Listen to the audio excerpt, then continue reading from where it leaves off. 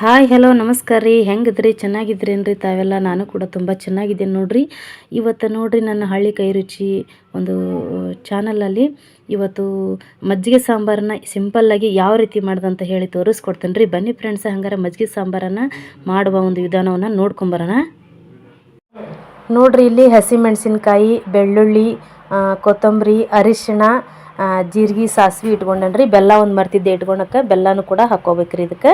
ಇವಾಗ ಹಸಿಮೆಣ್ಸಿಕಾಯನ್ನ ಹುರ್ಕೊಂಡು ಇಟ್ಕೊಂಡಿದ್ದೀನಿ. ಇವಾಗೆಲ್ಲ ಹಾಕ್ಕೊಂಡು ಮಿಕ್ಸಿ ಮಾಡ್ಕೊಂಬಂದಿನಿ. ಇಲ್ಲಿ ನೋಡ್ರಿ ಮಜ್ಜಿಗೆ ಇದ್ದಾವೆ. ಈ ಥರ ತರಿಯಾಗಿ ನಾವು ಒಂದು ಪೇಸ್ಟನ್ನು ಮಾಡ್ಕೊಂಬರ್ಬೇಕು ಮಿಕ್ಸಿಯಲ್ಲಿ. ಆನಂತರ ಏನು ಮಾಡ್ತಾನಂದ್ರೆ ಒಂದು ಪಾತ್ರೆ ಇಟ್ಕೊತೇನೆ ರೀ ಒಲೆ ಮೇಲೆ, ಅಂದರೆ ಗ್ಯಾಸ್ ಮೇಲೆ ಒಂದು ಪಾತ್ರೆಯನ್ನು ಇಟ್ಕೊಂಡ್ಬಿಟ್ಟು ಅದಕ್ಕೆ ಸ್ವಲ್ಪ ಎಣ್ಣೆಯನ್ನು ಹಾಕ್ಕೊಂಬಿಟ್ಟು, ಎಣ್ಣೆ ಸ್ವಲ್ಪ ಹಾಕ್ಯಾರಿ. ಯಾಕಂದ್ರೆ ಮಜ್ಜಿಗೆಯಲ್ಲಿ ಒಂದು ಎಣ್ಣೆ ಅಂಶ ಅಂದರೆ ತುಪ್ಪದ ಅಂಶ ಇರುತ್ತಲ್ಲ, ಹಾಗಾಗಿ ಸ್ವಲ್ಪ ಮಟ್ಟಿಗೆ ಎಣ್ಣೆಯನ್ನು ಹಾಕ್ಕೊಳ್ರಿ. ಇದಕ್ಕೆ ನಾವು ಪಾತ್ರೆಗೆ ಎಣ್ಣೆಯನ್ನು ಕಾದೈತ್ರಿ. ಎಣ್ಣೆಗೆ ನಾವು ಸ್ವಲ್ಪ ಜೀರಿಗೆ ಸಾಸಿವೆನ ಹಾಕ್ಕೊಂಡು ಚಟಪಟ ಅಂತ ಸಿಡಿಸ್ಬೇಕ್ರಿ. ಅದಾದ ನಂತರ ಏನು ಮಾಡ್ಬೇಕ್ರಿ, ನಾವೇನು ಬೆಳ್ಳುಳ್ಳಿ ಇಟ್ಕೊಂಡಿದ್ವಲ್ರಿ, ಆ ಬೆಳ್ಳುಳ್ಳಿನೂ ಕೂಡ ನಾವು ಈ ಒಂದು ಎಣ್ಣೆಗೆ ಹಾಕ್ಕೋಬೇಕ್ರಿ. ಬೆಳ್ಳುಳ್ಳಿ ಸ್ವಲ್ಪ ಸ್ಮೆಲ್ ಬರೋವರೆಗೂ ಸ್ವಲ್ಪ ಕೈಯಾಡ್ರಿ ಇದನ್ನು ಚಮಚ ತೊಗೊಂಡು. ಆನಂತರ ಅಂದ್ರೆ ಸ್ಮೆಲ್ ಕೂಡ ತುಂಬ ಚೆನ್ನಾಗಿ ಬರುತ್ತೆ, ಆಮೇಲೆ ಟೇಸ್ಟು ಕೂಡ ತುಂಬ ಚೆನ್ನಾಗಿ ಆಗ್ತೈತ್ರಿ.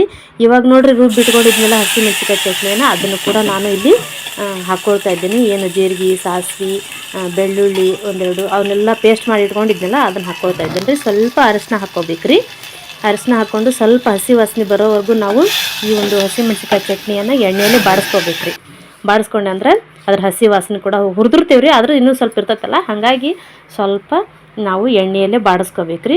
ಆನಂತರ ನೋಡ್ರಿ ಇದಕ್ಕೆ ನಾನು ಈಗೇನು ಮಜ್ಜಿಗೆ ಇಟ್ಕೊಂಡಿದ್ನಲ್ಲ, ಆ ಮಜ್ಜಿಗೆನ ನಾನು ಇಲ್ಲಿ ಹಾಕ್ತಾಯಿದ್ದೆ ನೋಡ್ರಿ. ತುಂಬ ಟೇಸ್ಟ್ ರೀ, ಆರೋಗ್ಯಕ್ಕೂ ಕೂಡ ತುಂಬ ಒಳ್ಳೇದ್ರಿ ಇದು. ಆಮೇಲೆ ತಂಪು ಆಗ್ತೈತಿ, ದೇಹಕ್ಕೂ ಕೂಡ ತುಂಬ ಒಳ್ಳೇದ್ರಿ ಇದು.